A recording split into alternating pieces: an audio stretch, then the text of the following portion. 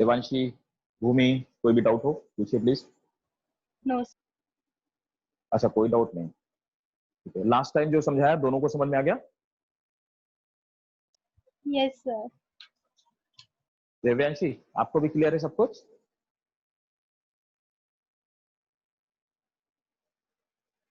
Okay, ठीक है। तो लास्ट टाइम मैंने आपको वायरस पढ़ाया हुआ था ना, और वायरस में आपको मैंने बता दिया था कि टाइप ऑफ वायरस क्या होते हैं, कितने टाइप के वायरस होते हैं, और वायरस का बेसिक कॉन्स्टिट्यूशन क्या होता है, ठीक है। तो मैंने लास्ट टाइम ये सब चीजें आपको बता दी थी, है ना। दो चार चीजें इंपॉर्टेंट है जो वायरस में मैं आज ऐड ऑन करूंगा, ठीक है। इसलिए वेट कर रहा हूँ, देखिए सभी लोग आ जाए तो बढ़िया रहेगा। तो वैसे 5 मिनट हो चुके हैं, तो काफी सारे लोग ज्वाइन भी कर चुके हैं, ठीक है। मैत्री, सौम्या, अमन, अक्षत, ठीक है। किसी को भी कोई डाउट हो प्लीज अभी पूछ यस लीजिए। सर। वायरस में जो मैंने लास्ट क्लास में पढ़ाया था, है ना, अगर कोई डाउट हो तो प्लीज पूछे, वरना मैं अब स्टार्ट करता हूँ, ठीक है। तो किसी को कोई डाउट नहीं, ठीक है। तो देखो, इट्स नॉट आमना, ओके, आमना, ठीक है। ओके, देखो मैंने आपको लास्ट क्लास में जो भी पढ़ाया था उसके अलावा कुछ चीज ऐड ऑन करूंगा जो कि बहुत इंपॉर्टेंट है, बहुत क्रूशियल है, और ये एक्सक्लूसिवली नीट के लिए है ना। और जो मैंने आपको लास्ट क्लास में पढ़ाया वो नीट के लिए भी है और आपके स्कूल के एग्जामिनेशन के लिए भी इंपॉर्टेंट था। दोनों ही एंगल से इंपॉर्टेंट था। उसमें जो एक्स्ट्रा मैंने एड ऑन किया वो नीट के लिए था। अभी जो मैं आपको बताऊंगा ये आपके कोर्स करिकुलम में नहीं होगा, मीन्स ये आपके इस वाले पार्ट में सीबीएसई की टेक्स्ट बुक में आपने नहीं देखा होगा। जैसे वायरस की दो लाइफ साइकिल होती है, लाइटिक लाइफ साइकिल और लाइसोजेनिक लाइफ साइकिल। तो लाइटिक और लाइसोजेनिक लाइफ साइकिल क्या होती है ये बताऊंगा। इसके साथ में देखो, वायरसेस को हम लोग होस्ट के बेसिस पे भी डिवाइड करते हैं। तो मैंने आपको लास्ट टाइम बताया था कि वायरस शेप के बेसिस पे 3 तरह से होते हैं। तो पहला वाला मैंने आपको बताया था, फर्स्ट मैंने आपको बताया था कि शेप के बेसिस पे पहले वो वायरस होते हैं जो क्यूबॉइडल होते हैं, है ना। क्यूबॉइडल वायरस वो थे जो क्यूब के शेप के थे, ऐसे हेक्सागोनल या क्यूब के शेप के थे। दूसरे हमने ये पढ़ा हुआ था, तो इसमें मैंने आपको बताया था जैसे फॉर एग्जांपल पोलियो का वायरस। दूसरा क्या था, दूसरा होते हैं स्पाइरल वायरस, है ना, स्पाइरल वायरसेस। तो स्पाइरल वायरसेस में मैंने आपको बताया था ये इस तरह से स्पाइरल होते हैं, है ना। अब स्पाइरल वायरसेस में मैंने आपको बताया था कि टीएमबी जो हमारा पहला वायरस था वो टीएमबी स्पाइरल वायरस था, है ना। तीसरी चीज मैंने आपको बताई थी कि बाइनल वायरस होते हैं, बाइनल इनको बोलते हैं। बाइनल वायरसेस वो होते हैं जो जो मैं आपको पढ़ा रहा था, बैक्टीरियोफेज टी2, है ना।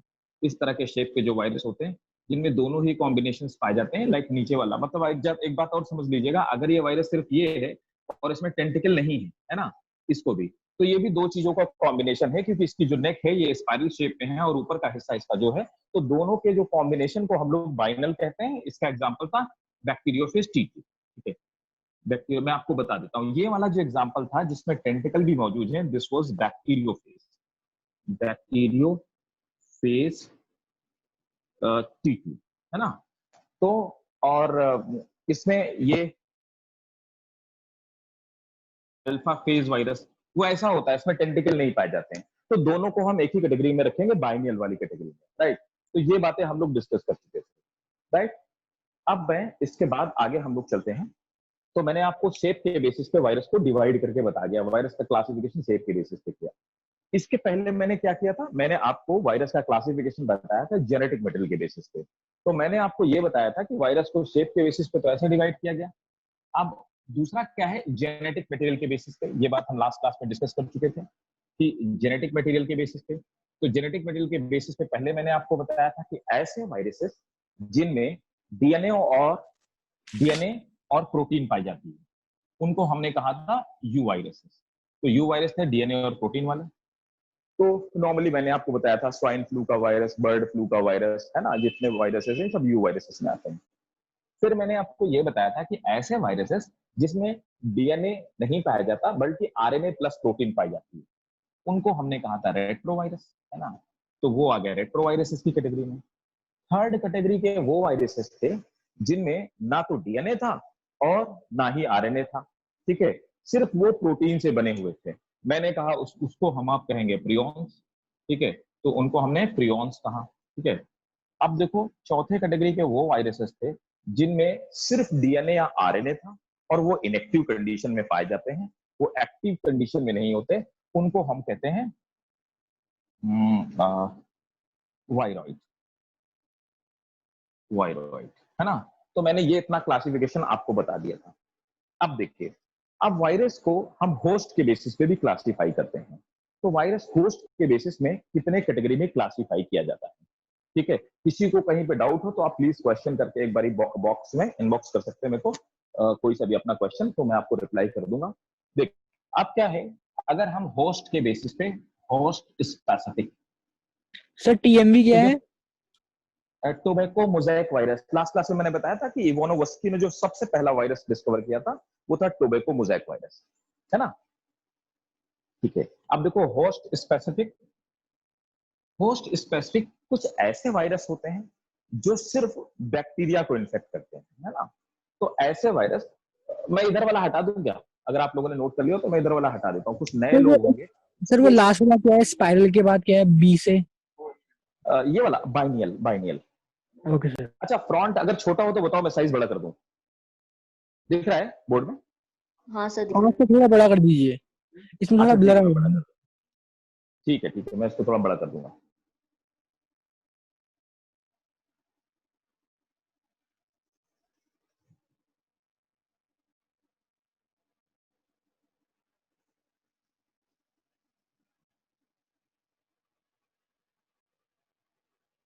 नोट कर दिया होगा आपने ना? ठीक है, हटा दो इसको, रिमूव कर दो, सबने नोट कर लिया? Yes sir. यस ठीक है, राइट। अब देखो,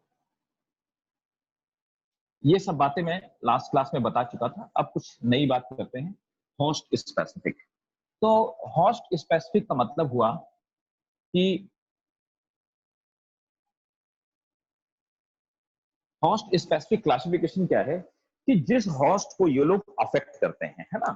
तो पहले, सबसे पहले वायरस आते हैं पैगाइन, PHAGINAE, पैगाइनी, है ना। तो पैगाइनी वो वायरसेस होते हैं जो वायरसेस सिर्फ और सिर्फ इफेक्ट करते हैं बैक्टीरिया को, है ना। तो पैगाइनी ओनली बैक्टीरिया, ठीक है। दूसरे वो वायरसेस हैं जो सिर्फ प्लांट को इन्फेक्ट करते हैं, ना तो वो एनिमल को अफेक्ट करते हैं, ना ही वो बैक्टीरिया को अफेक्ट करते हैं। तो ऐसे वायरसेस को हम लोग बोलते हैं फाइटो फैगाइनी।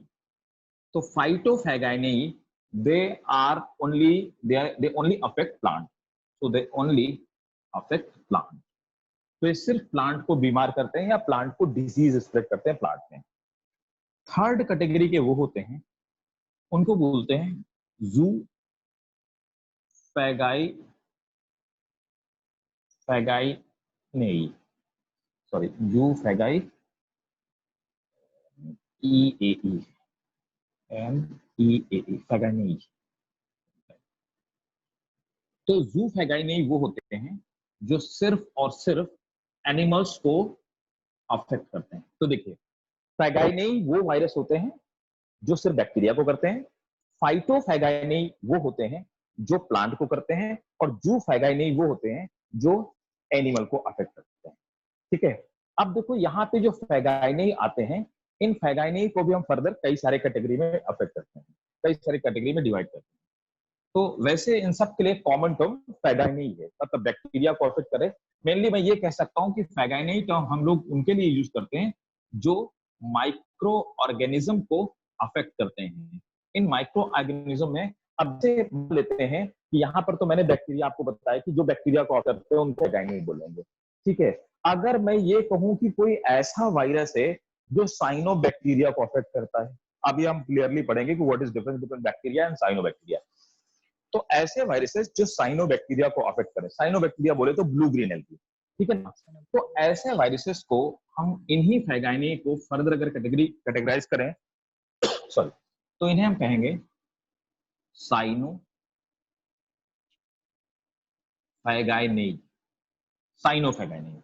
तो साइनोफैगाइनी वो होते हैं जो ब्लू ग्रीन एल्गी को या साइनोबैक्टीरिया को अफेक्ट करते हैं, ठीक है। दूसरे वो होते हैं जो फंगस को भी, ऐसे भी वायरस होते हैं जो फंगस को भी इन्फेक्ट कर सकते हैं या उसको डिजीज फैला सकते हैं। ऐसे वायरसेस को हम लोग बोलते हैं माइको फैगाइनी। माइकोफैगाइनी, ठीक है। Last but not the least, ऐसे भी वायरसेस हैं जो एल्गी को बीमार कर सकते हैं। आप ध्यान से नोट कर लीजिए, जहां ना समझ में आप पूछ लीजिए, क्लासिफिकेशन आपको मिलेगा नहीं, और मैं आपको बहुत स्पेसिफिक बता रहा हूं। These are question exclusively for NEET, exclusively for AIIMS और जिपमर, ठीक है। ये उसी में पूछे जाते हैं, ये आपके स्कूल में आपका टीचर नहीं पूछने वाले, लेकिन ये आपके लिए बहुत इंपॉर्टेंट है, right. Cyanophagineae, mycophagineae means they are for the fungus, ये फंगस के लिए है। Last but not the least ये फाइकोफैगाइनी। देखिए ये है phytophagineae, right, and they are phycophagineae. तो फाइकोफैगाइनी वो हैं जो एल्गी को अफेक्ट करते हैं, जिनका होस्ट एल्गी होता है। तो ऐसे वायरसेस जिनके होस्ट माइक्रो ऑर्गेनिज्म होते हैं उनको हम फैगाइनी बोलते हैं। ऐसे वायरसेस जिनके होस्ट प्लांट होते हैं उनको फाइटोफैगाइनी बोलते हैं। फाइटो वर्ड का मतलब ही प्लांट होता है। ऐसे वायरसेस जो, हाँ बताइए, जो एनिमल को करते हैं उनको जू फैगाइनी। अलगी तो प्लांट्स व्हाट होता इज है द ना सर? रीजन दैट, हाँ अलगी प्लांट्स होते हैं। एल्गी प्लांट्स होते हैं, दे कम्स अंडर तो प्लांट। अभी हम प्लांट का क्लासिफिकेशन फाइकोफेगाइनी पढ़ें। को फाइकोफेगाइनी को फोटोफेगाइनी में रख सकते हैं सर? हाँ राइट राइट राइट, ये कह सकते हो। अभी थोड़ा सा एक मिनट रुकना जरा, एक what is the reason that phagineae and photo नहीं है, फोटो फैगाइनी नहीं, phytophagineae don't affect animal. अभी बताता हूँ, ये पूछा हुआ है, किसी ने क्वेश्चन पूछा हुआ कि what is the difference between photophagineae and phytophagineae. मैं अभी इसका क्वेश्चन का आंसर बताता हूँ आपको। हाँ, आप क्या पूछ रहे थे अभी कि इसको, आप ये कह रहे थे कि फाइटोफैगानी मतलब algae are a type of plant, है ना। तो आप ये कह रहे हैं कि फाइटोफैगाइनी में ही फाइकोफैगाइनी को रख सकते हैं। देखो क्या है, यहां पर दो तरह से है। ऐसे कुछ एल्गी हैं जो यूनिसेलुलर एल्गी हैं, है ना। वो यूनिसेलुलर एल्गी, जैसे मैं बोलूं क्लेमाइडोमोनास, ठीक है। तो क्लेमाइडोमोनास एक यूनिसेलुलर एल्गी है, ठीक है। जो यूनिसेलुलर एल्गी होते हैं उनको अफेक्ट करने वाले को हम फाइटोफैगाइनी बोले हैं। लेकिन जो मल्टीसेलुलर एल्गी है, जैसे कि हमारा हो गया लेमिनेरिया, हो गया ब्राउन एल्गी, हो गया कारा, हो सर गया, है ना।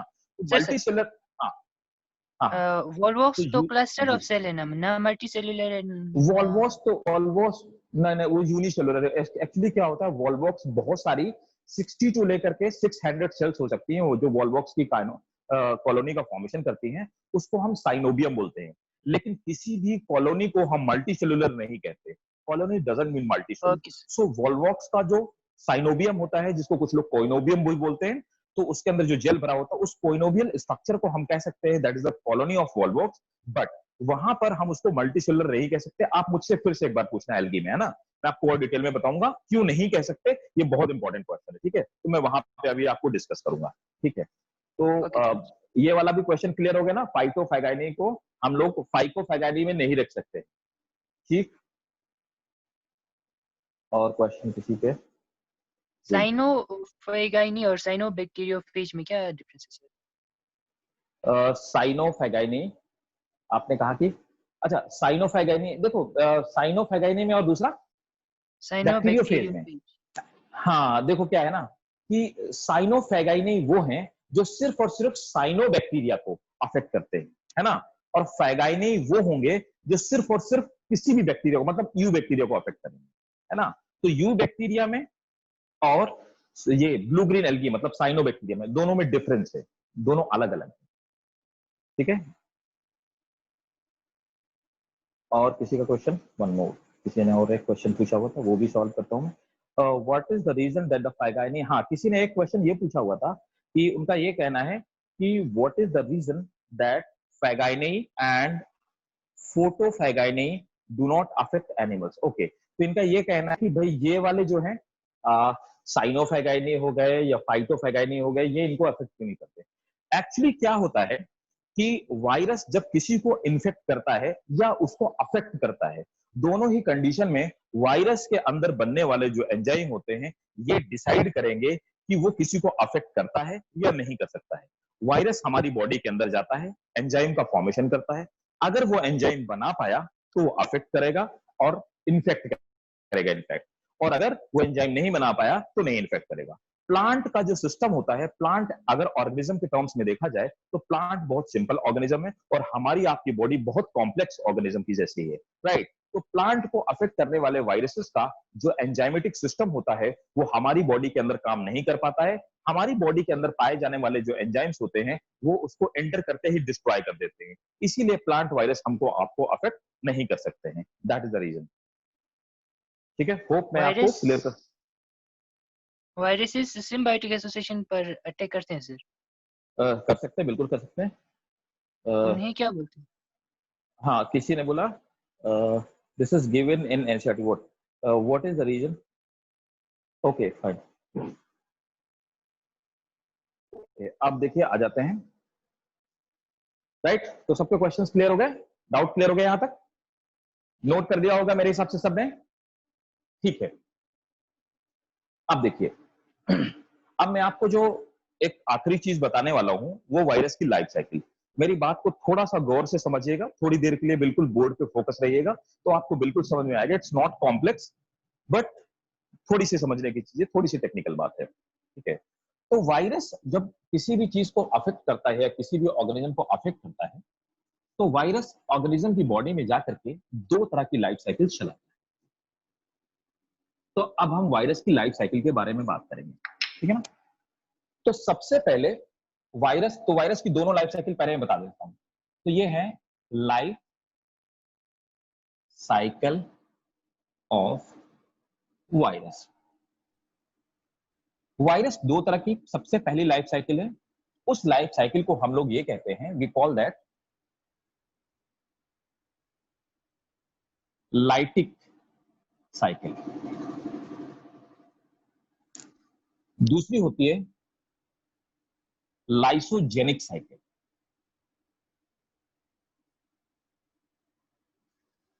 तो अब देखिए, अब हम यहां बात ये नहीं करेंगे कि वायरस इन्फेक्ट किसको कर रहा है।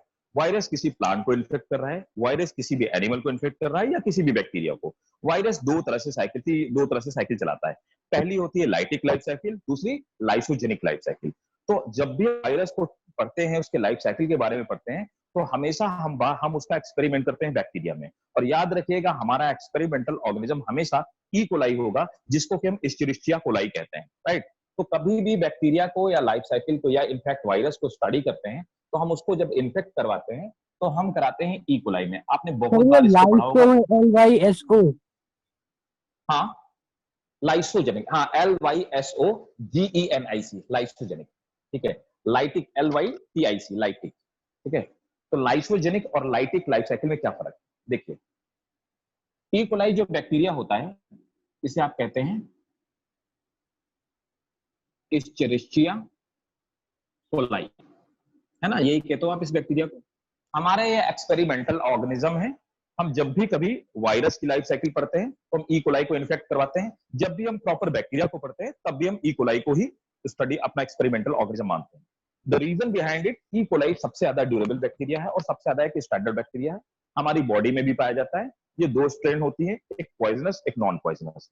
हमारी बॉडी में जो हमारे अपेंडिक्स वाले पार्ट में पाई जाती है, उस वाले पार्ट में जो गुड बैक्टीरिया पाए जाते हैं वो गुड ई कोलाई होते हैं। ये वाले पार्ट, ये बता रहा हूँ कि लाइटिक लाइफ साइकिल क्या होती है। आप देखो सबसे पहले पहले वाली life cycle, lytic life cycle. Lytic life cycle में क्या होता है कि सर आप वर्मीफॉर्म अपेंडिक्स की बात कर रहे हो? हाँ, वर्मीफॉर्म अपेंडिक्स की बात कर रहा हूँ मैं। हाँ, वो ह्यूमन फिजियोलॉजी में है, डाइजेशन में पढ़ा हूँ मैं। अब देखो बहुत ध्यान से समझना, ये क्या है, ये ई कोलाई बैक्टीरिया का सेल है। जब कोई वायरस आता है तो वायरस आकर के ई कोलाई बैक्टीरिया के ऊपर ये हमने इसको T2 फेज वायरस से इन्फेक्ट करना है। तो जब वायरस आता है तो इस तरह से वायरस लैंड करता है, ठीक है। लैंड करने के बाद ये कैप्सिड डाल देता है। अब वायरस सबसे पहला, मेरा एक क्वेश्चन है, आप ये बताइए कि वायरस बैक्टीरिया के अंदर जाता कैसे है? कौन बता सकता है? प्लीज इनबॉक्स कीजिए, मेरे को टेक्स्ट कीजिए। वायरस अफेक्ट बैक्टीरिया और virus inject its DNA to the bacteria by the process of और विद द हेल्प ऑफ। किसकी हेल्प से अंदर करता है? क्योंकि बैक्टीरिया का कैप्सूल बहुत हार्ड होता है, आपको पता है बैक्टीरिया का कैप्सूल बहुत हार्ड होता है, और बैक्टीरिया सेल वॉल भी बहुत, किसी भी चीज को अलाउ नहीं करते एंटर करने के लिए, वो बहुत टफ होती है। इसीलिए बैक्टीरिया किसी भी एनवायरमेंटल कंडीशन में सस्टेन कर सकते हैं, और सबसे ज्यादा इंफेक्शन फैलाने वाले ऑर्गेनिज्म बैक्टीरिया सबसे ज्यादा होती है। Virus is not that much tough organism, bacteria is the tougher organism. Virus पहले बैक्टीरिया को मदद करते हैं फिर अंदर जाते चलो कोई नहीं, मैं बताता हूँ। हाँ, टेंटिकल हैव, हाँ टेंटिकल बिल्कुल, जिसने भी बताया बिल्कुल सही बोला। Tentacles through with the help of protein which shield it. अच्छा ठीक है, थोड़ा चलो ठीक है, काम चलाओ, थोड़ा थोड़ा आंसर दिया। चलो एक्चुअल बात मैं बताता हूँ क्या है। वायरस के अंदर, वायरस का खुद का जेनेटिक मटेरियल हो गया डीएनए या RNA, whatever the genetic material will be, ठीक है, it depends on the virus. अब क्या करता है, वायरस की ये जो नेक होती है ये बिल्कुल वैसे फंक्शन करती है जैसे स्प्रिंग होता है, बाइक के शॉकर देखे होंगे पीछे वाले, बिल्कुल वैसे ही होते हैं, ठीक है, और ये बिल्कुल इंजेक्शन की तरह काम करता है। अब वायरस क्या करता है, यहां पर जाकर के बैक्टीरिया की सेल वॉल में एक एंजाइम रिलीज करता है, सेल वॉल में पहुंच करता है। इस एंजाइम को हम लोग लाइसोजाइम बोलते हैं, लाइसोजाइम। लाइसोजाइम एंजाइम की हेल्प से बैक्टीरिया यहाँ पे छेद करता है इसकी सेल वॉल में, सॉरी वायरस बैक्टीरिया की सेल वॉल में छेद करता है। छेद करने के बाद यहाँ पे पोर करने के बाद अब क्या करता है, ये अपनी गर्दन को, सॉकर को दबाता है, प्रेस करता है, कंप्रेस करता है। जैसे आपके बाइक का पिछला वाला सॉकर ऊपर नीचे से कंप्रेस होता है, वैसे क्या करता है, कंप्रेस करता है। इसके कंप्रेशन की वजह से अब क्या होता है, ये जो डीएनए होता है बिल्कुल वैसे ही फंक्शन करता है जैसे इंजेक्शन काम करता है। डीएनए इसकी अंदर इंजेक्ट हो जाता है। ये हो गया जो रेड कलर से मैं आपको दिखा रहा हूं, आप देख पा रहे होंगे, ये हो गया इसका डीएनए, किसका, वायरस का डीएनए या वायरस का जेनेटिक मटेरियल है, ठीक है ना। अब जो मैं ब्लू कलर से आपको दिखा रहा हूं, वो ब्लू कलर वाला बैक्टीरिया का खुद का डीएनए है। सर आपने वो This is सॉकर के बाद bacterial क्या कहा कि सॉकर की तरह प्रेस करता है, उसका क्या कहा? ये जो इसका नेक वाला पार्ट है ना, नेक गर्दन वाला पार्ट, तो नेक वाला पार्ट क्या होता है, ये कंप्रेसिबल है, ये इस तरह सॉकर की तरह ऊपर नीचे हो सकता है। तो ये क्या करता है, अपने टेंटिकल की मदद से बैक्टीरिया के ऊपर, सेल वॉल के ऊपर बैठ जाता है, ठीक है ना। What is lysozyme? Lysozyme is a type of enzyme जो पेनिट्रेट करने में फंक्शन काम करता है, ठीक। मैं अभी लिखवा देता हूँ, lysozyme is enzyme, it is a type of enzyme. तो लाइसोजाइम एंजाइम की मदद से, ये मैं आपको फिर से बार बार पढ़ाऊंगा लाइसोजाइम, आपको जब लाइसोसोम पढ़ाऊंगा तब भी पढ़ाऊंगा, है ना, बहुत बार ये हमारे डिस्कशन में आएगा फिजियोलॉजी वाले पार्ट में। तो लाइसोजाइम क्या करता है, पंक्चर करने के बाद ये वाला जो पार्ट होता है अपना डीएनए या अपना जेनेटिक मटेरियल इसके अंदर डाल देता है। अब दूसरी कंडीशन में आ जाते हैं। दूसरी स्टेट क्या होती है कि वायरस का जो कवर ऊपर वाला, ठीक है, मेरी बात को थोड़ा सा गौर से समझिएगा। वायरस का जो ऊपर वाला कवर है, मतलब जो कैप्सिड वाला पार्ट है और टेंटिकल वाला पार्ट है, ये इन्फेक्ट करने के बाद या अपना डीएनए इंजेक्ट करने के बाद बाहर की तरफ गिर जाता है। इस पार्ट को हम लोग घोस्ट बोलते हैं, भूत वाला घोस्ट, ठीक है ना, घोस्ट कहते हैं।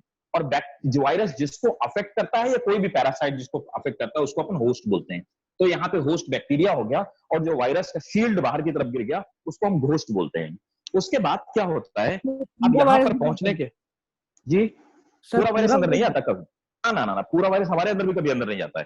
पूरा वायरस बाहर गिर जाता है, गिरता क्या है जो आपने बोला? वायरस को जो आउटर कवर होता है वो बाहर गिर जाता है, एक्सटर्नल कवर। पूरा वायरस ले रखा है आपने टेंटिकल्स के साथ, उसका सर भी, मतलब ऑल ओवर। तो देखो ना, इसका जेनेटिक मटेरियल तो अंदर चला गया ना, खाली हो गया ना तो। अच्छा, सिर्फ डीएनए अंदर जाता है, बाकी सब बाहर? हाँ, या डीएनए इट गोज इनसाइड, बाकी बाहर गिर जाता है, ठीक है ना। तो डीएनए अंदर चला गया और ये गिर गया। हाँ बताइए। इसका मतलब वायरस पहले जो वायरस था फिर बाद में वो वायरियोट बन गया सर, वायरियोट। हाँ कह सकते हैं, लेकिन ये एक्चुअली फिर से वायरस बन ही जाएगा, इसलिए इसको वायराइड नहीं कह सकते, है ना। This is just genetic material of the virus.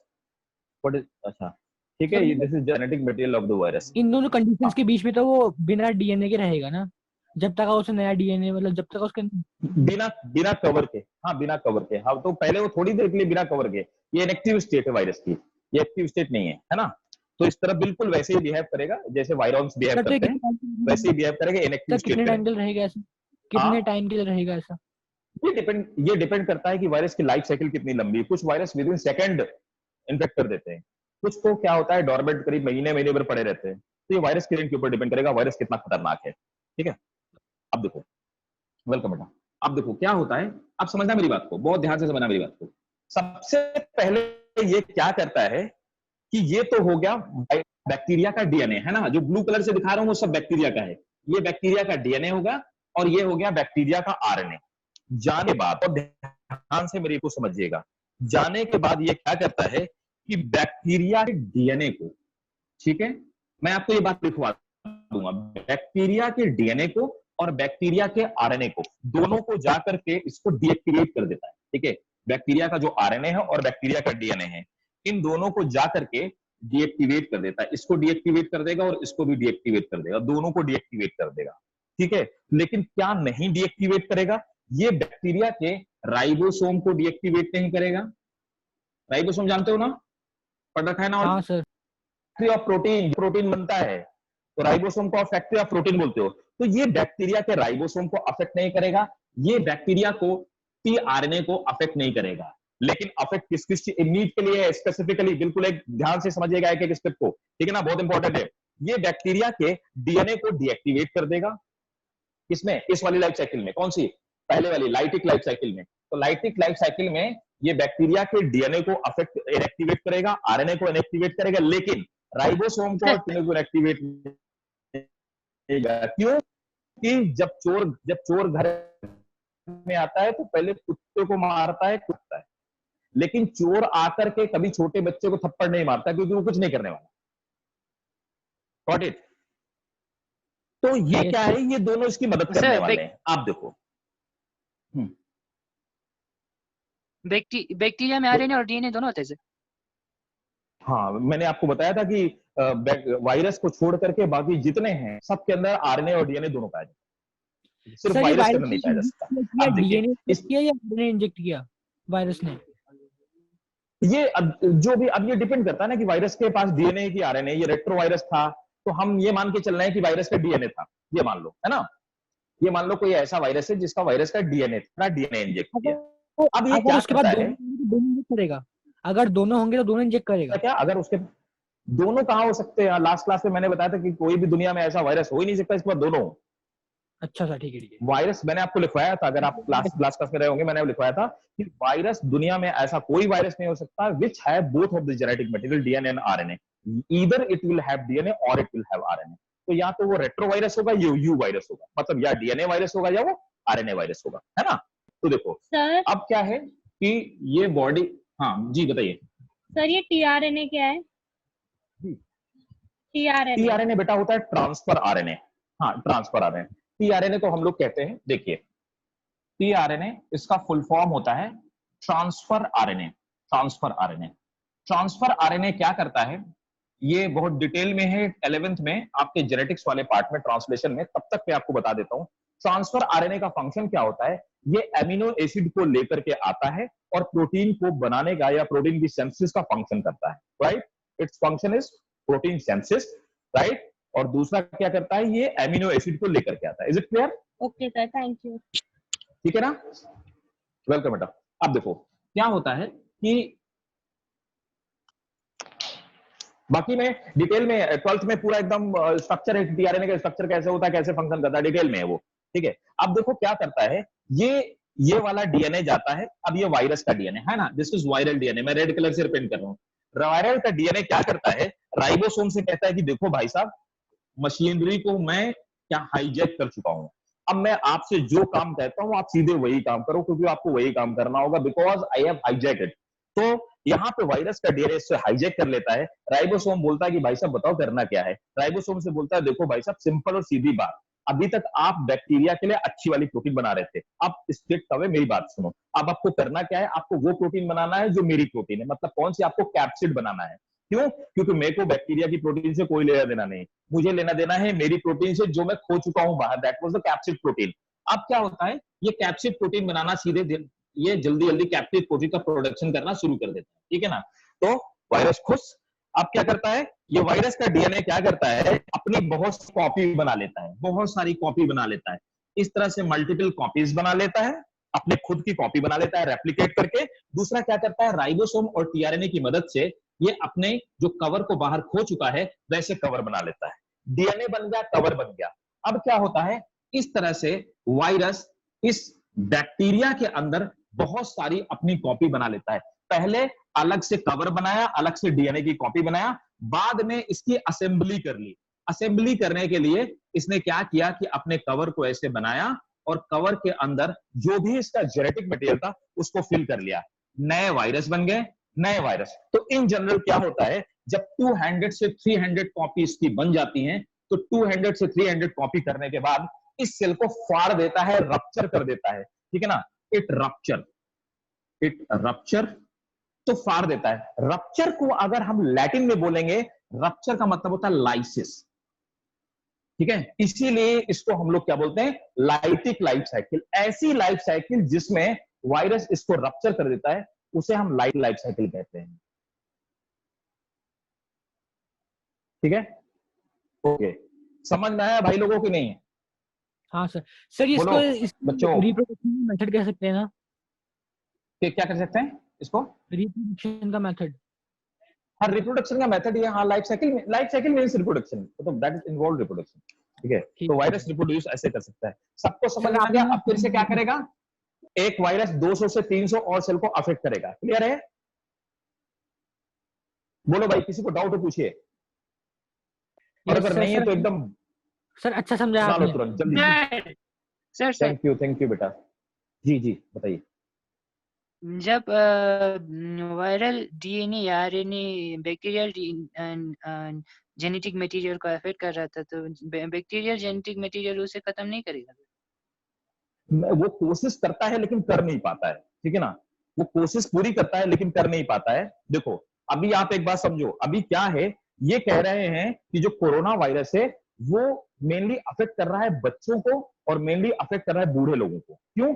उनकी इम्यूनिटी, देखो सेम वायरस है, सेम वायरस जाकर के जिसकी इम्यूनिटी वीक है उसकी सेल वायरस को नहीं मार पा रही, वायरस के डीएनए को नहीं मार पा रही है, लेकिन जिसकी इम्यूनिटी स्ट्रांग है उसकी सेल मार दे रही है, ठीक है। ये डिपेंड करता है सेल टू सेल और बॉडी टू बॉडी। अगर वो वायरस को डिस्ट्रॉय कर सकी, वायरस के डीएनए को, तो इन्फेक्ट नहीं होगी, और अगर डिस्ट्रॉय नहीं कर पाई तो सर एक क्वेश्चन था। जी बताइए। सर जो इंस्टिंक्ट होते हैं ना, वो आरएनए और डीएनए के अंदर ही होते हैं? क्या जो सर इंस्टिंक्ट होते हैं सर, मतलब जैसे वो सर मतलब जो अपने आप होते हैं, मतलब जैसे अगर हम मधुमक्खी की बात करें तो मधुमक्खी जो डंक मारती है वो उसका इंस्टिंक्ट हुआ। नहीं, तो वो जो मधुमक्खी जो डंक मारती है उसमें तो क्या होता है, वो तो मिथेनोइक एसिड है सर मतलब ना, जो नेचुरल होते हैं, स्वाभाविक होते हैं, मतलब जो मधुमक्खी वाले। सर नहीं सर, किसी भी एनिमल में, जैसे ब्रेनलेस ऑर्गेनिज्म होते हैं, जैसे कोई ब्रेनलेस ऑर्गेनिजम्स होते हैं ना सर, तो वो अपने पेरेंट की तरह वही काम करते हैं जो उनके मतलब जो उनके पेरेंट करते हैं, जैसे राइट, बिल्कुल मैं समझ गया। उसको जो क्या करना है, उसको कैसे करना और क्या करना है, ये पूरी इंफॉर्मेशन उसके डीएनए में इनकोडेड होती है। हाँ सर, ठीक है, हाँ बिल्कुल तुम्हें समझ, जिनके सेंस नहीं होता, ठीक है। सर ओवरऑल द प्रोसेस में कितना टाइम स्पान हुआ है। अच्छा, इस प्रोसेस में देखो, इस पूरी लाइफ साइकिल में जो लाइटिक लाइफ साइकिल होती है, अगर वायरस क्विक करेगा तो 2-3 घंटे हो जाता है। अब जैसे हमारी बॉडी में एक वायरस आपको सर्दी और जुकाम फैलाता है, मैं लास्ट क्लास में बता चुका हूं आपको, रिनो वायरस है ना। रिनो वायरस का जो लाइफ साइकिल, ये लाइटिक पीरियड होता है, ये रिनो वायरस का पूरा लाइफ साइकिल जो होता है ये 1 वीक ले लेता है। इसीलिए आप देख लीजिए, अच्छा 1 वीक के अंदर क्या करता है, ये प्रोलिफरेट करने की कोशिश करता है, हमारी इम्यूनिटी इसको सप्रेस कर देती है, ठीक है। इसीलिए वो आप जो लाइटिक लाइफ साइकिल, जब तक इसकी लाइफ साइकिल वायरस एक बार स्टार्ट हो गया, तो जब तक उसकी रिनो वायरस की लाइफ साइकिल हमारी में पूरी नहीं हो जाती, तब तक आप उसको रोक नहीं सकते हैं, ठीक। आगे बढ़ा जाए भाई। सर एक क्वेश्चन। ठीक जी, इसको नोट कर ले कि नहीं? सबसे पहले तो ये बताओ, जल्दी बताओ, ये नोट किया? सर आपने कर लिया? ठीक है, बताइए हेलो जी, बताइए क्वेश्चन कौन पूछ रहा था पहले? सर जी जी बताइए, क्या क्वेश्चन क्या कहते था? हैं, इस वायरस में तो डीएनए था, इसने दोनों को अफेक्ट किया, सेल वॉल के डीएनए और आरएनए को। तो अगर सिर्फ इसमें आरएनए जी, होता तब भी सिर्फ डीएनए और आरएनए दोनों को क्या कहते हैं अफेक्ट कर सकता था? Very good, beautiful question. देखिए, अब मैं आपको बताता हूँ, इन्होंने बहुत आरएनए होता, हालांकि ये जेनेटिक्स का पार्ट है, 12th में अपन पढ़ते हैं, लेकिन आपने पूछा, मैं आपको बताता हूँ। ठीक है, देखिए इनका बिल्कुल कहना सही है कि भाई अगर ये डीएनए था तो इसने आरएनए और डीएनए को दोनों को डिस्ट्रॉय कर दिया। अगर ये आरएनए होता तो कभी भी डायरेक्टली आरएनए जाके इन्फेक्ट नहीं करता। अगर वो रेट्रोवायरस है तो वो क्या करेगा, सबसे पहले इसके अंदर जाएगा, तो सबसे पहले वो आरएनए से बनाएगा अपना डीएनए। ठीक है, तो ये जो वायरस था, आरएनए था, वायरस अपना खुद का डीएनए बनाएगा, है ना, उल्टी प्रोसेस करेगा वायरस का ही, ठीक है ना। उसके बाद ये जो वायरस का डीएनए होगा, ये जाकर के बैक्टीरिया के डीएनए को इन्फेक्ट करेगा और बैक्टीरिया के ही आरएनए को इन्फेक्ट करेगा।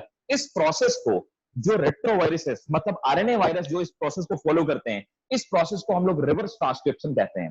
तो सबसे पहले वो जाकर के रिवर्स ट्रांसक्रिप्शन करेगा, मतलब अपने आरएनए से अपना डीएनए बनाएगा, फिर यहीं से प्रोसेस कंटिन्यू करेगा। क्लियर है? पर यस सर सर, आपने तो थैंक कहा है यू कि सर। वायरस में आरएनए और डीएनए एक साथ हो ही नहीं सकते। हाँ, नहीं बेटा, नहीं हो सकता, कभी नहीं हो सकता है। पर सर यहाँ पे इसका तो हो क्वेश्चन जाएगा था ना क्या? फिर। नहीं नहीं नहीं नहीं, अब वो आरएनए खत्म हो गया ना, जो वायरस, अच्छा अच्छा ये कह रहे दोनों हो गए। देखो, वो आरएनए वायरस क्या करता है, वायरस आरएनए से डीएनए ट्रांसक्राइब करेगा, उसका खुद का आरएनए खत्म हो जाएगा। कभी भी ओके। वायरस के अंदर, है ना, किसी भी वायरस के कॉम्पोजिशन में, मतलब उसकी कैप्सिड प्रोटीन के अंदर कभी भी दोनों एक साथ एग्जिस्ट नहीं कर सकते। मतलब जो ये वाली स्टेज है, इसमें कभी भी डीएनए और आरएनए एक साथ पैकिंग नहीं हो सकती, नेवर एवर। ऐसा कोई सर वायरस आपने अभी क्या तक बोला, नहीं मिला है। रिवर्स कौन सी प्रोसेस है वो, रिवर्स?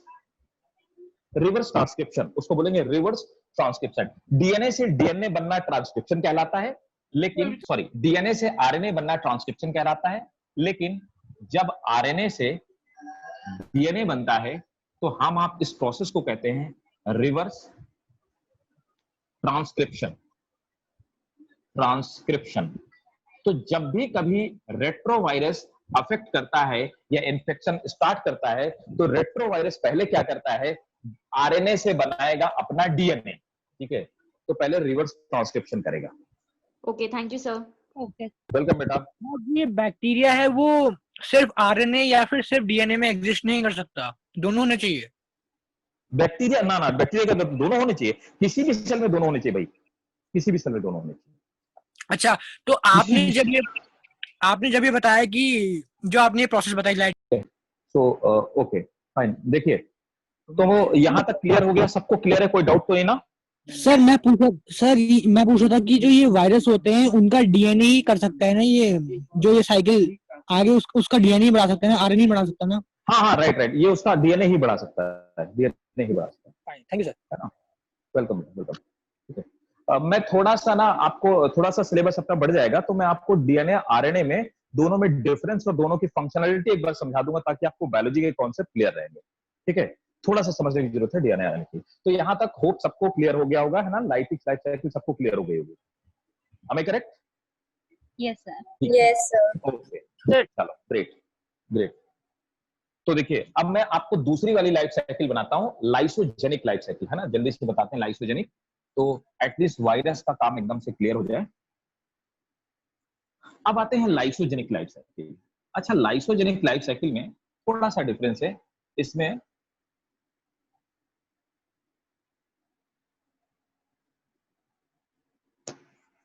देखिए,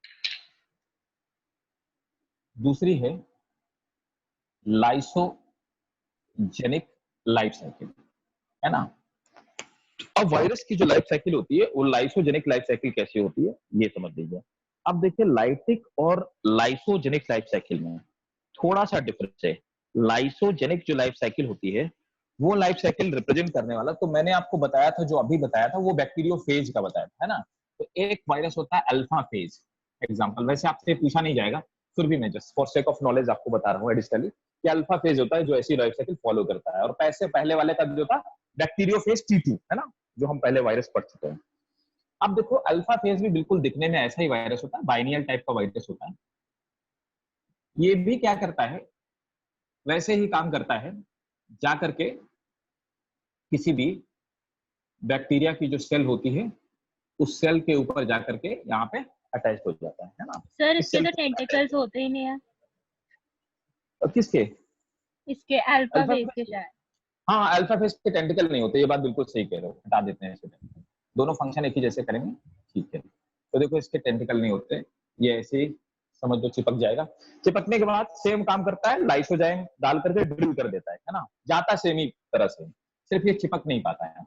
अब ये क्या करता है, यहाँ पर इसने अपना डीएनए, वायरस का डीएनए यहाँ पे डाल दिया, ठीक है, समझते जाना, अब आपको थोड़ा जल्दी समझ में आ जाए। फिर दूसरा क्या है, ये बैक्टीरिया का खुद का डीएनए है, सर्कुलर होता है, और ये बैक्टीरिया का खुद का आरएनए है, स्ट्रेट होता है ना। तो ये बैक्टीरिया का खुद का डीएनए हो गया और ये बैक्टीरिया का आरएनए हो गया, ठीक है। और वही बैक्टीरिया के अंदर राइबोसोम पाए जाते हैं, है ना, तो ये अपना बैक्टीरिया का खुद का राइबोसोम हो गया, ठीक है। और ये बैक्टीरिया का यहाँ पर खुद का टीआरएनए हो गया, ठीक है, ये बैक्टीरिया का टीआरएनए हो गया। ये तीनों से कुछ नहीं बोलता और किसी से कुछ नहीं बोलता, ठीक है। ये क्या करता है, ये थोड़ा सा साइलेंट किलर है और ये लाइफ साइकिल लंबी होती है। ये क्या करता है कि बैक्टीरिया का जो डीएनए होता है ना, और ना बैक्टीरिया के आरएनए को, दोनों को वो डिस्ट्रॉय नहीं करता है। ये बैक्टीरिया का जो जेनेटिक मटेरियल होता है उसमें कैंची मारता है, कट, ठीक है ना। इसने बैक्टीरिया के जेनेटिक मटेरियल में कैंची मारी और कैंची मार के बोलता है कि भाई साहब मुझे भी साथ में लो, ठीक है। तो ये जबरदस्ती बैक्टीरिया के गले पड़ जाता है। तो बैक्टीरिया के डीएनए को ऐसे जाकर के उसने कैंची मारी और खुद चिपक गया, तो बैक्टीरिया के डीएनए के साथ इनकॉर्पोरेट हो जाता है ना, इट गेट इनकॉर्पोरेटेड, ठीक है। तो ये हो गया, अब ये हाइब्रिड टाइप का बन गया। तो ये बैक्टीरिया का खुद का डीएनए है और ये वायरस का डीएनए है, वायरल डीएनए है, ये दोनों हाइब्रिड हो गया। अब इसके बाद क्या करता है कि वायरस के डीएनए के साथ, बैक्टीरिया के डीएनए के साथ मिलकर के खुद की कॉपी बनाता रहता है। और इस कंडीशन में जाकर के बताऊंगा ये क्या हो गया, ये इनएक्टिवेट हो जाता है, ठीक है। मतलब ये किस कंडीशन में रहेगा, ये डोरमेंट कंडीशन में रहेगा। मतलब डोरमेंट कंडीशन या इनएक्टिवेट होने का मतलब इस समय तक ये नॉन वायरुलेंट कंडीशन में है। पहले वाले में क्या था, वायरस का डीएनए गया, लेकिन वायरस का डीएनए जाने के बाद तुरंत डिस्ट्रॉय कर देता है और वायरुलेंट रहता है। यहां पर जाने के बाद ये इनएक्टिवेट हो जाता है, डोरमेंट कंडीशन में चला जाता है और नॉन वायरुलेंट हो जाता है। मतलब ये बैक्टीरिया को कोई नुकसान नहीं पहुंचाता। नॉन वायरुलेंट होने के बाद अब ये दूसरा फंक्शन क्या करता है कि अब इसी के साथ साथ धीरे धीरे ये डिवाइड होना शुरू हो जाता है ना। और डिवाइड होने के बाद अब ये एक काम करता है, ये जाने के बाद एक, यहां पे ध्यान रखिएगा, ये जाने के बाद एक एंजाइम बनाता है रिप्रेशर। रिप्रेशर एंजाइम क्या करता है, इसको non virulent, what is the meant by non virulent? Non virulent का ये मतलब होता है सौम्या कि वायरुलेंट वो होते हैं जो बीमार कर देते हैं, नॉन वायरुलेंट वो होते हैं जो हमें बीमार नहीं करते, ठीक है ना। बहुत सारे ऐसे, तो मैं ये कह सकता हूं कि प्लांट वायरस हमारे लिए नॉन वायरुलेंट थे, तो हमको आपको बीमार नहीं करेंगे, लेकिन जो एनिमल वायरस है वो हमारे लिए वायरुलेंट है क्योंकि हमको आपको बीमार कर देंगे, ठीक है ना। तो नॉन वायरुलेंट वो होते हैं जो उसको अफेक्ट नहीं करते, इसको नुकसान नहीं पहुंचाते। अगर मैं थोड़ा सिंपल शब्दों में कहूं तो ये एक रिप्रेशर रिलीज करता है, रिप्रेशर इसको नॉन वायरुलेंट बना देता है। अब ये क्या करता है, इसके बाद बैक्टीरिया डिवाइड होगा, बैक्टीरिया खुद में डिवाइड होगा। अब ये खुद डिवाइड नहीं करता है, बैक्टीरिया के साथ साथ डिवाइड होता है। बैक्टीरिया एक से डिवाइड होकर के बहुत सारी बैक्टीरिया की सेल बन गई, ठीक है ना, ये बहुत सारी बैक्टीरिया की सेल बन गई। तो बैक्टीरिया की हर सेल के अंदर जब बैक्टीरिया का डीएनए रेप्लिकेट किया तो बैक्टीरिया के डीएनए के साथ साथ में वायरस ने अपना भी डीएनए हर सेल के अंदर भेज दिया। मतलब हर नई सेल जो बनेगी उस हर नई सेल के अंदर इनएक्टिवेट कंडीशन में वायरस पड़ा हुआ होगा, ठीक है, नॉन वायरुलेंट स्टेट में वायरस पड़ा होगा। अब ये बैक्टीरिया के साथ साथ मल्टीप्लाई कर रहा है, ठीक है, और इस तरह से मल्टीप्लाई करता रहता है। फिर क्या होता है, किसी भी पर्टिकुलर कंडीशन में आने के बाद, ठीक है ना, ऐसे वो पर्टिकुलर कंडीशन क्या हो सकती है, suppose that ultraviolet radiation हो गया, रेडिएशन, ठीक है, यूवी रेडिएशन हो गया, या सर जी किसी, सर ये सेल से या हाँ? डीएनए जो क्या क्या, हाँ हाँ बोलो। आपने ये सब बना रखे हैं? हाँ, ये तो सेल है, ये भाई नई सेल है, ये बैक्टीरिया का बैक्टीरियल डिवीजन या बैक्टीरियल फिजन, मतलब बैक्टीरिया खुद में बाइनरी फिजन के प्रोसेस पर बैक्टीरिया मल्टीप्लाई करेगा, तो ये खुद में मल्टीप्लाई ऐसे नहीं कर रहा। सर ऐसे तो ये हाँ। मल्टी सेल्युलर बन गया ना, ऐसे तो ये मल्टी नहीं, नहीं, सेल्युलर नहीं। बन गया। ना ना ना ना ना मल्टी सेलुलर ये मतलब नहीं होता है। बैक्टीरिया डिवाइड करके बहुत सारी सेल्स बना लेता है। देखो मल्टी सेलुलर में क्या होता है, सब सेल आपस में जुड़ी हुई होती हैं। यहाँ पे बैक्टीरिया के रिप्रोडक्शन का मेथड क्या होता है कि बैक्टीरिया एक से डिवाइड होकर बहुत सारे बैक्टीरिया में कन्वर्ट हो जाता है। तो क्या करता है, बैक्टीरिया की सेल 1 से 2, 2 से 4, 4 से 6, 6 से 8 में कन्वर्ट होती रहती है, डिवाइड होती रहती है। बैक्टीरिया खुद का भी तो रिप्रोडक्शन करता है। तो ये यहाँ पे वायरस अपना खुद का रिप्रोडक्शन नहीं कर रहा। जब बैक्टीरिया डिवाइड करेगा तो बैक्टीरिया अपना डीएनए 2 बनाएगा, तो वायरस भी क्या करेगा, दूसरे वाले के हिसाब भी चला जाएगा। तो एक बैक्टीरियल सेल 2 में डिवाइड हुई, तो बैक्टीरिया ने अपना 2 डीएनए 2 पार्ट में डिवाइड किया, तो बैक्टीरिया का जैसे सेल डिवाइड हुआ, उसी बैक्टीरिया के डीएनए के साथ साथ खुद भी डिवाइड हो गया, है ना। तो जितने भी नए बैक्टीरिया, ये वैसे ही है कि एक पेरेंट था, उसके 4 बच्चे हुए, ठीक है ना। तो पेरेंट के अंदर वायरस था, पेरेंट को बीमार नहीं कर रहा था, वो बच्चों में, चारों बच्चों में वायरस चला गया, और चारों बच्चों के अंदर वायरस तो मौजूद है लेकिन उनको भी बीमार नहीं कर रहा, अभी इनएक्टिवेट स्टेट में पड़ा हुआ है। क्लियर है? Clear? Yes sir, thank you sir. ठीक है। अब क्या होगा, ये किसी अल्ट्रावायलेट रेडिएशन की वजह से, किसी भी एंजाइम की वजह से, या टेम्परेचर की वजह से, किसी भी कंडीशन की वजह से, ये क्या करेगा, इनमें से कोई सी भी एक सेल किसी भी स्टेज में आने के बाद इसमें ये लाइटिक साइकिल में एंटर कर जाएगी, लाइटिक साइकिल में। तो लाइसोजेनिक साइकिल, ये लाइसोजेनिक साइकिल थे, और जब इसका दिन आ जाएगा, मतलब जब वायरस की मर्जी होगी, तो उसको लाइटिक साइकिल में डाल देगा और फिर अपने अंदर उसके अंदर डिवाइड करेगा, और फिर जो पुरानी वाली लाइफ साइकिल बताई थी, इसके साथ वो वाली लाइफ साइकिल ऑन हो जाएगी और उसको वायरस मार देगा। क्लियर है भाई? सर स्पेसिफिकली सिर्फ इन कंडीशंस की वजह से ना, तभी वो लाइटिक साइकिल फॉलो करेगा, वरना ये वायरस फिर का वो वायरस का नेचर होता है ना। वायरस का नेचर होता है, कुछ virus lytic life cycle direct follow करते हैं, कुछ वायरस वो होते हैं जो पहले क्या करते हैं, लाइसोजेनिक लाइफ साइकिल फॉलो करते हैं, उसके बाद अचानक से लाइटिक हो जाते हैं। देखो आप एक चीज इस स्टेप के बाद लाइटिक साइकिल का कौन सा स्टेप आएगा? सिंपल, वो सीधे ये जाकर के जैसे हमने पढ़ा था इन्फेक्शन वाला, ये वाला स्टेज नहीं होगा, दूसरे स्टेज से कंटिन्यू हो जाएगा सीधे, क्योंकि डीएनए अंदर ही मौजूद है ना। तो सेकंड स्टेज से कंटिन्यू हो जाए। देखो आपने सुना होगा, सब में ही आरएनए, राइबोसोम, टीआरएनए सब होगा ना, हर एक इंडिविजुअल। ठीक है सर, सभी चीजें। देखो एक बात समझो, आपने सुना होगा कि कुछ वायरस ऐसे हैं जो कैंसर भी फैलाते हैं। तो वो क्या करते हैं, किसी आदमी के अंदर चले गए, है ना। अब वो किसी आदमी के अंदर लाइसोजेनिक फेज में डिवाइड कर रहे हैं, मतलब उसकी सेल्स के अंदर डिवाइड हो रहा है, डिवाइड हो रहा है, डिवाइड हो रहा है। 4-5 साल तक उस आदमी के अंदर वायरस रहा, लेकिन उसको कैंसर नहीं हुआ। अचानक से क्या हुआ, उसने लाइटिक साइकिल फॉलो करना शुरू कर दिया, इस साइकिल से निकल के लाइटिक साइकिल में गया और उसको कैंसर हो गया। समझ गए ना? तो ये वैसे हुआ। Yes sir. दोनों लाइफ साइकिल क्लियर है भाई सबको? मतलब ये करोड़ों साल के लिए भी इनएक्टिव रह सकते हैं? वायरस तो बहुत दिन तक इनएक्टिव रह सकता है, हजारों साल तक इनएक्टिव रह सकते हैं, ये बात सही है, क्योंकि जो मरा ही नहीं ना, आप उसको मारोगे। प्रोसेस में हो तब भी? हाँ, प्रोसेस बनना हो तब भी। जी जल्दी से पूछिए, क्योंकि टाइम ओवर होने वाला है, बताइए। इनएक्टिवेशन स्टेट को हम वायरस का इनर्ट स्टेज भी बोल सकते हैं कि वो क्रिस्टलाइज। हाँ, वायरस का इनर्ट, राइट, इनएक्टिव स्टेज को हम वायरस का इनर्ट स्टेज भी बोल सकते हैं। और इस कंडीशन में जो वायरस होता है उसको हम ये भी बोलते हैं इनर्ट स्टेज में, ये वाला स्टेज में, इसे हम प्रोफेज भी कहते हैं, प्रोफेज ऑफ वायरस। नोट कर लो, इनर्ट स्टेज, इसको नोट कर लो, इनर्ट स्टेज ऑफ वायरस। इसीलिए खतरनाक है दोस्त कि वायरस का जो सिम्टम होता है ना, वायरस के एंट्री का सिम्टम किसी को, जब तक वायरस डिजीज नहीं, प्रोटीन नहीं बनाएगा, तब तक वायरस के सिम्टम बॉडी में नहीं दिखाई देते, इसीलिए इतना ज्यादा खतरनाक है ना।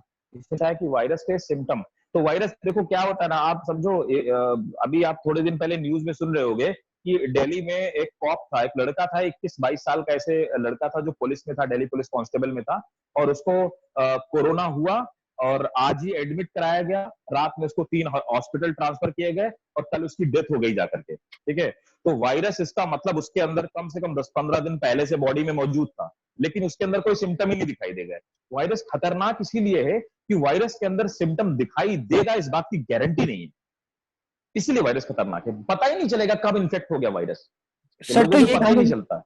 तो ये कह सकते हैं कि जितने टाइम तक अगर वायरस इनएक्टिव होगा तो, और जब वो एक्टिव होगा तो उसका रिएक्शन और स्पीडी होगा। अच्छा किसी ने पूछा, हाँ मैत्री ने कुछ पूछा सर मतलब कोई भी कॉमन, एक मिनट मैं पढ़ता हूँ आपको क्वेश्चन।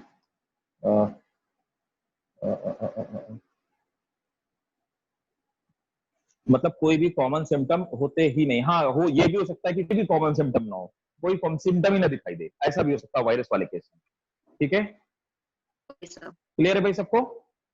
हाँ सर। तो हमारा वायरस वाला कंप्लीट टॉपिक एकदम हमने कवर कर लिया, आज सेकंड हाफ भी।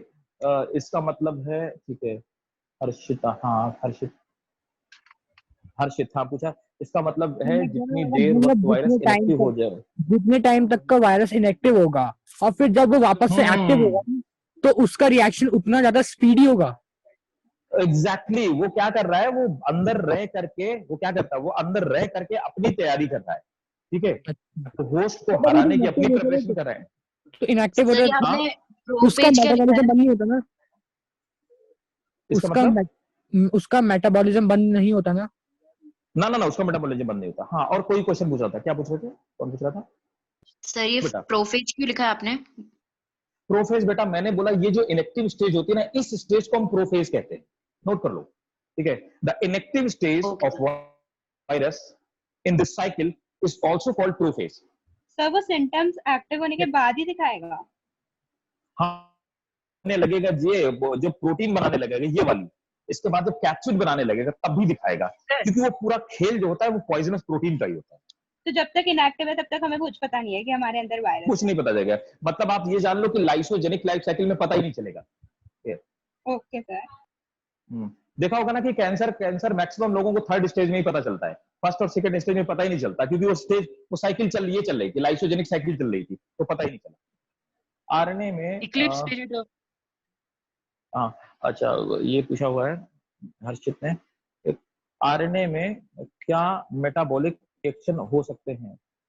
एक आरएनए का फंक्शन होता है, आरएनए कुछ नहीं होता, आरएनए मैसेज ले जाने का फंक्शन काम करता है। आरएनए डीएनए जो कहता है वो डीएनए के मैसेज को ले जाने का काम करता है। ठीक है, सिंपल सी बात है। मैं इस क्लासरूम अगर हम रेट्रोवायरस की बात कर रहे हैं तो उसके अंदर सिर्फ एक आरएनए ही है। हाँ बिल्कुल, उसके अंदर आरएनए है, और उसके अंदर आरएनए मतलब डीएनए को देने के लिए इंफॉर्मेशन है उसके अंदर। सर एक वायरस के अंदर अगर हम सिर्फ एक रेट्रोवायरस का एग्जांपल लें तो उसके अंदर क्या क्या होता है, उसके ऑर्गेनल्स क्या कहेंगे हम? कुछ नहीं होता, मैंने आपको कल बताया था कि मतलब लास्ट क्लास में, एक रेट्रोवायरस के अंदर बाहर प्रोटीन का कवर और अंदर आरएनए भरा होगा, दैट्स इट। सर तो आरएनए क्या मेटाबॉलिक रिएक्शन कैरी कर सकता है? वो तो मतलब कुछ और है भी नहीं।